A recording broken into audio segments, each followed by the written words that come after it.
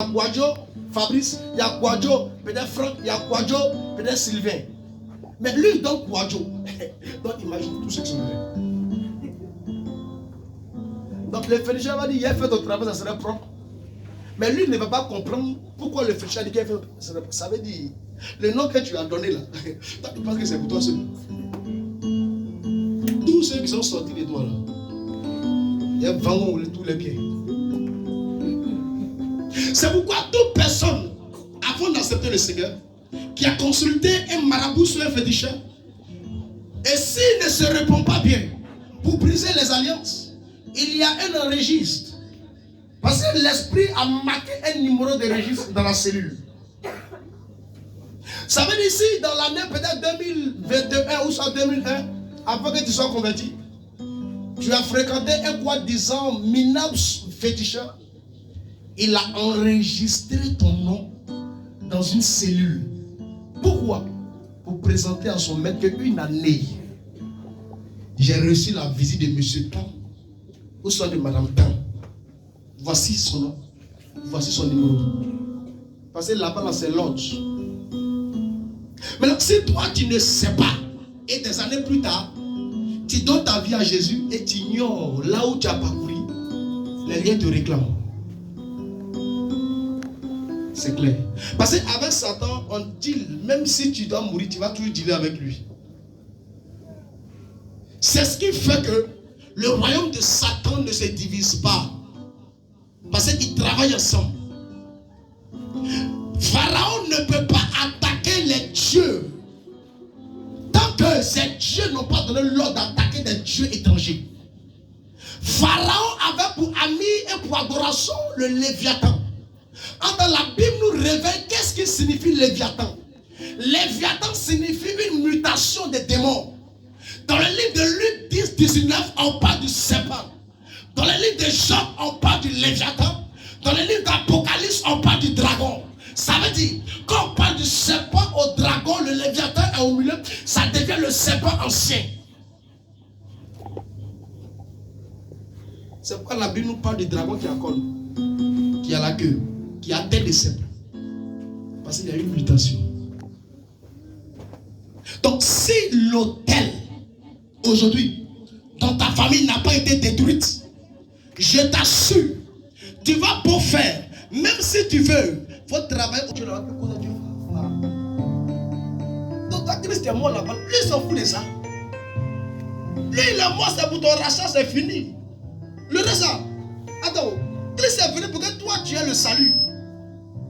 Mais le principe de la terre, mon ami, Christ te dit, voici ce qu'il faut faire.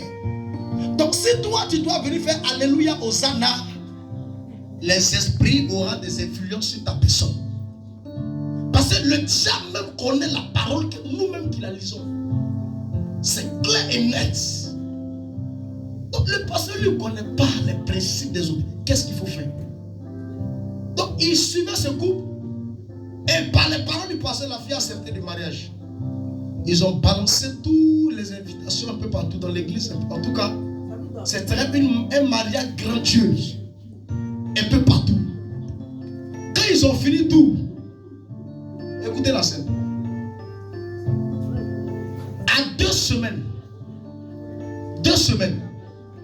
la femme était à la maison.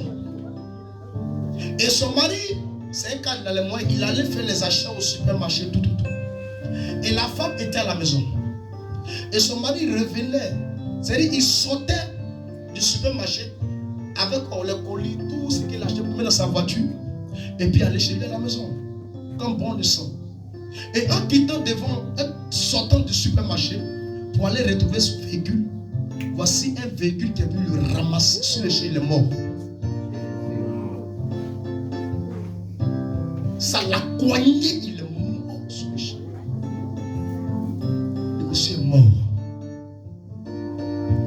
Il y a des familles, si la femme ne se marie pas, et que toi l'homme, hey, tu hantes, tu t'es livré. Si tu n'es pas dur dans la prière, tu t'es livré. C'est comme il y a des hommes, si tu rencontres là, C'est fini. Parce que une fois que tu vas avec ta femme, toutes les liens de sa famille te visitent. Et toutes les liens de toi, ta famille la visitent. Donc ça veut dire qu'il y a une porte d'ouverture. Donc puisque le pasteur ne connaissait pas ses lois, il a anticipé les choses. Et la femme étant chez elle, on l'appelle pour lui dire que votre mari est, comme la personne au supermarché, venez rapidement. Aidez-moi, il y a quoi une opère? Elle dit, viens. Elle se lève un coup, elle arrive. Voici son mari qui est cadavre, qui est mort, avec le colis dans sa main, qui est couché. Qu'est-ce qu'elle va dire au pasteur? 3 essais, 3 échoues. Elle est désespérée. Elle a pleuré. Elle a pleuré. Mais parfois, elle se dit qu'il sait qu'elle n'a pas la chance. Mais attends, quand on prend une corde, on attache la patte de poulet à un arbre, le poulet ne peut jamais bénéficier des grains de maïs qui dépassent la corde qui l'attache. C'est impossible. Il bénéficiera les grains de maïs qui font la distance de sa corde. Donc si toi, tu veux dépasser les lignes de ta corde, mon ami, tu t'es frappé par une malédiction. Et la femme, on l'envoie à l'hôpital. Elle se réveille. Et au moment où elle se réveille, elle voit le pasteur et elle explique le songe.